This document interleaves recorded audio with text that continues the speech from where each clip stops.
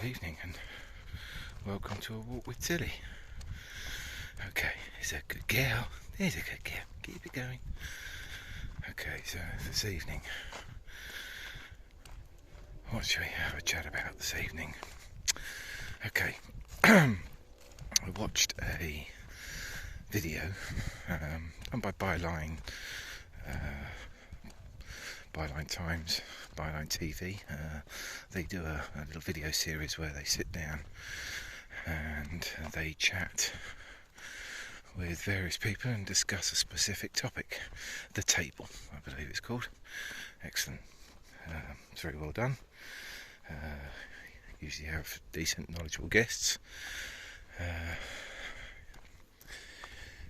This week's episode, they had Mr. Tice, who was a prominent campaigner for Brexit, and they had a discussion with him. All a good idea, firstly. Well executed. Knowledgeable guests on. However, and this is not anything against them, but I think that the way they are going about this particular discussions, or these discussions, could be improved upon. Just some little tweaks. Essentially, they were discussing Brexit, and they obviously had a series of points that they wanted to discuss about how Brexit was going, and they had Mr. Tice there, who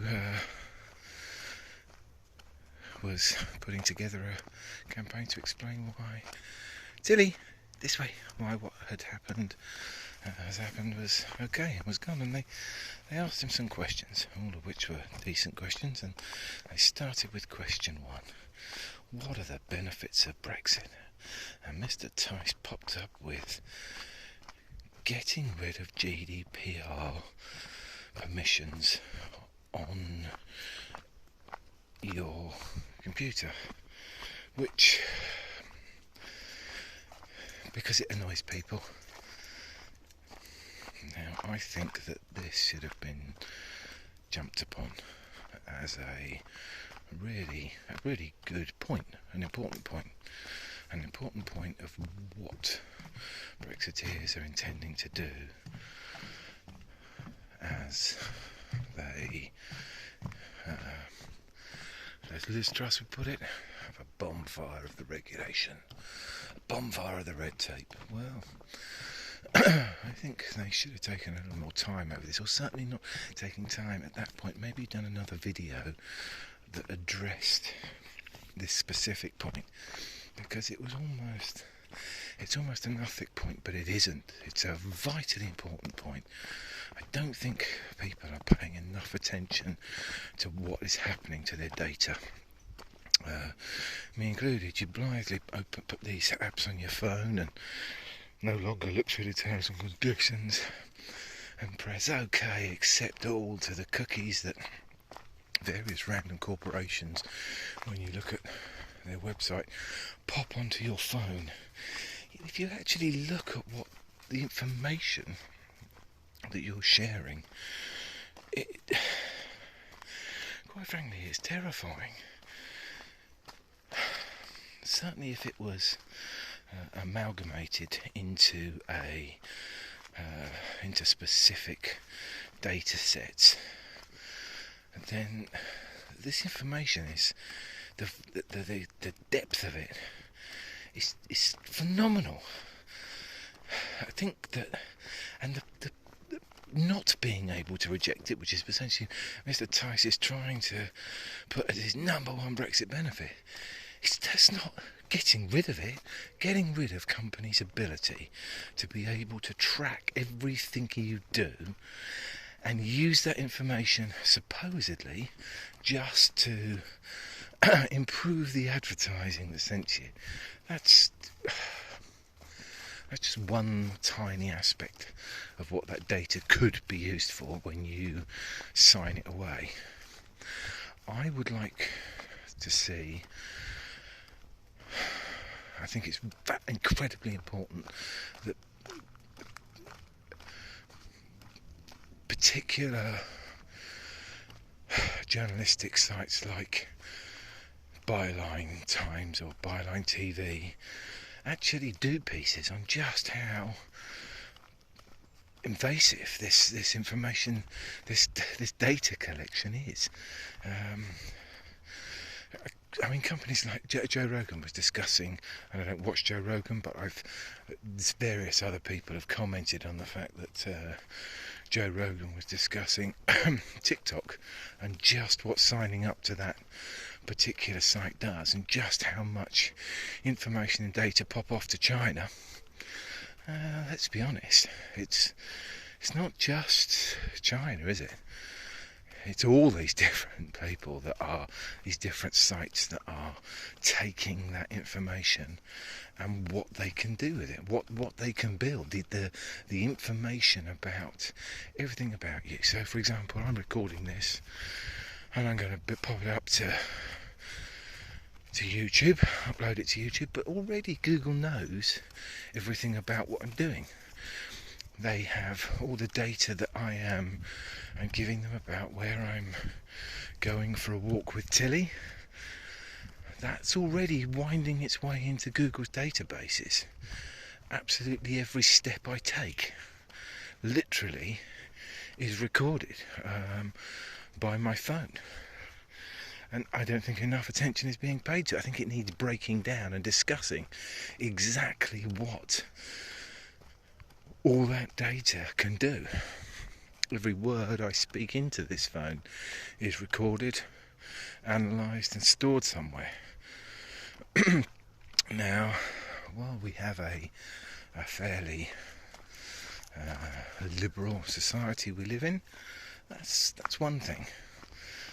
But bear in mind, even the United States, supposedly the liberal bastion, there's a pretty decent push to turn it into a theocracy, to have the church have oversight over the legislature. The Supreme Court is filled with fairly stoutly conservative individuals. It wouldn't be a stretch, I don't think, to suggest that despite being unelected, there's nothing democratic about the appointment of those individuals, or the tie to democracy is so loose it barely exists, in that there are appointments made by individuals who are elected, but there's no... It's a lifetime appointment, so it relies on who happens to be in office when the individual who was in that office happens to die. This is not a very reliable method of running a liberal democracy. It has certainly considerable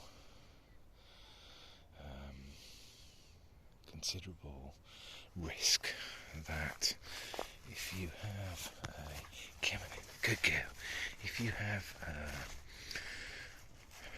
a Supreme Court that effectively runs all of the legislation that is passed, they sit in control of it and can pass and make judgments upon it, yet they do not have, for the entirety of their sitting in those positions, to answer to any democratic institution. How is that actually a democratic society? I don't think it is. there's a bumpy ride coming that I'm pretty confident of. Certainly in respect of that. But we will see. Time will tell. But certainly in relation to having any form of oversight over things such as GDPR and your data collection, I would like democratically elected bodies to give it more consideration. Tilly! Come on, good girl. Here she comes. Good girl. Come on, lovely. Come on, lovely. Good girl. And I think it imprudent to allow, to basically write off oversight of this is foolish. Anyway, that's my thoughts on that at the moment. I'm sure they will expand over time.